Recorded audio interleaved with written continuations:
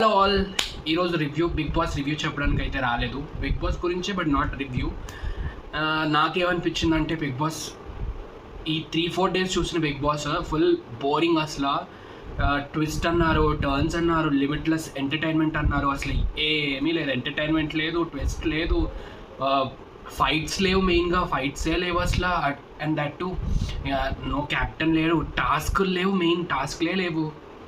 3-4 days ఏదో మెల్లగా అలా ఏదో స్లోగా సాగిపోతుంది. ఎంటర్టైన్మెంట్ నిల్. అసలు లిమిట్ లెస్ అన్నారు, లెస్ ఎంటర్టైన్మెంట్, లెస్ కూడా లేదు, మైనస్లో వెళ్ళిపోయింది ఎంటర్టైన్మెంట్ అంతా. బిగ్ బాస్ టీం మరి ఏం చేస్తున్నారో, ఏం ప్లాన్ చేస్తున్నారో తెలియట్లేదు. కానీ అసలు నాకైతే అంత చూడాలి అని అనిపించే అంత ఏం లేదు బిగ్ బాస్లో ప్రస్తుతం. ఈ సీజన్లో ఇప్పటి వరకు చూసినంత వరకు ఇంట్రెస్టే రావట్లేదు, ఇంట్రెస్ట్ పోతుంది ఇన్ఫ్యాక్ట్.